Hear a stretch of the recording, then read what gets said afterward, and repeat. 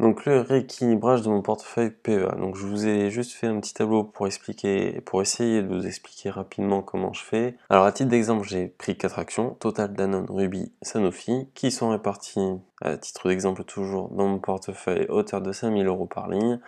Et le but, ça va être de respecter l'allocation d'actifs, donc c'est-à-dire 25% pour chaque ligne sur la durée. Donc on va partir du principe que d'ici 3 mois, l'action totale va prendre 10 €. Hop, donc actuellement elle est à 29, on va dire qu'elle va passer à 39. Et on va voir que ça va avoir une incidence forcément sur notre répartition, donc on va passer à 31% pour total. Donc c'est-à-dire qu'on a mis 747 € de plus que notre objectif. Donc là, le but, ça va être de vendre pour 1747 € pour pouvoir rester toujours sur une allocation de 5000 € sur total. Donc hop, on va essayer 130. Bon, on va rester sur 130. Donc voilà, on a vendu 43 actions de total à 39 €. 39 €,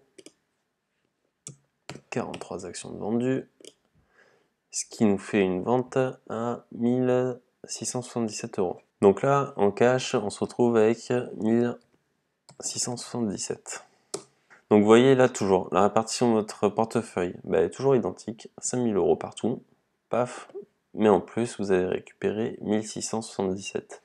Alors par contre l'incidence que vous allez avoir, c'est que sur votre nombre d'actions, vous allez toucher moins de dividendes. Mais ce que vous avez fait, c'est une plus-value sur votre ligne, et cette plus-value, va falloir essayer de l'utiliser à bon escient. Donc pour l'utiliser à bon escient, alors sur les 4 actions que vous avez là, forcément, toutes ne vont pas grimper. On va prendre l'exemple par exemple de Ruby. On va dire qu'elle va passer à 25 €, et c'est pas ironique. Et là, on s'aperçoit donc qu'on a perdu 1000 € sur Ruby. Donc là, le but de la manœuvre, ça va être d'améliorer notre PRU. Vous, à long terme, vous voulez garder Ruby en portefeuille. Enfin, moi, c'est ce que je me dis. Je compte la garder 5 ans, 10 ans ou 15 ans. Mais pour l'instant, ce que je veux, c'est améliorer mon prix d'achat. Et on va racheter donc pour 1000 €. 1000 €, ça va nous faire 40 actions de plus. Donc on va passer à 202.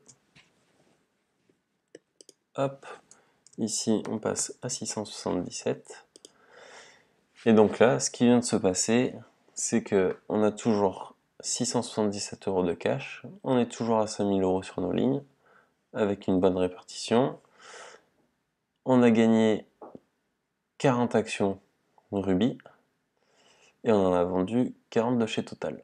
Deuxième étape, on va dire que l'action Ruby se ressaisit, et elle repasse à son cours de 31 €. Il se trouve que je suis surpondéré sur Ruby de 1262 €. Donc on passe là. Ruby.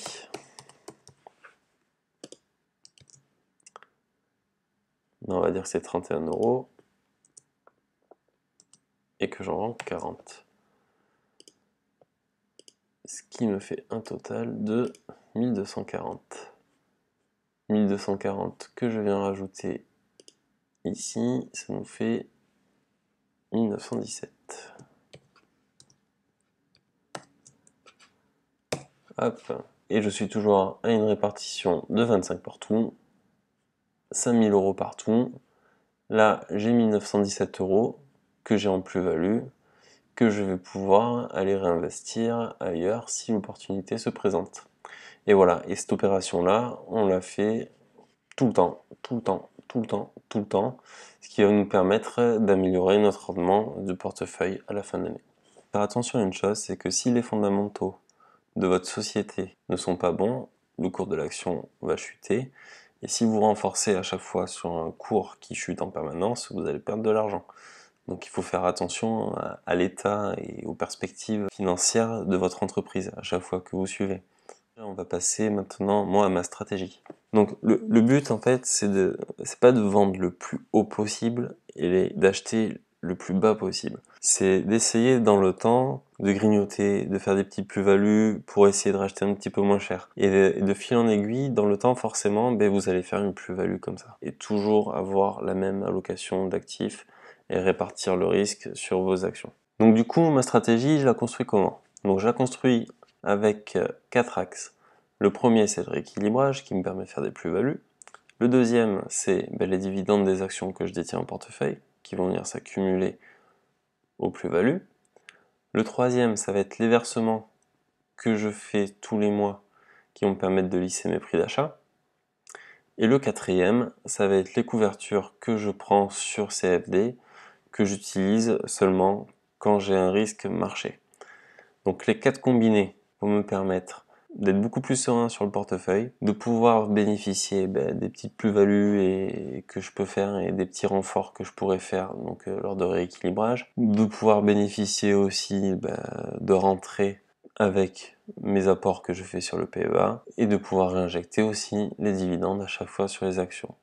Plus les risques de marché, si je fais des bénéfices sur CFD, je les réinjecte à chaque fois sur mon portefeuille. Tout ça dans une vision de long terme, donc la mienne elle est de 27 ans, puisque je pars à la retraite à 62 ans, donc il me reste 27 ans à cotiser, donc on va dire que mon petit portefeuille PEA c'est ma cotisation. Et voilà, je vais essayer de me grappiller tous les ans, un petit peu comme ça, et essayer de protéger mon portefeuille à chaque fois le plus possible, en essayant de m'aider de mes 4 outils.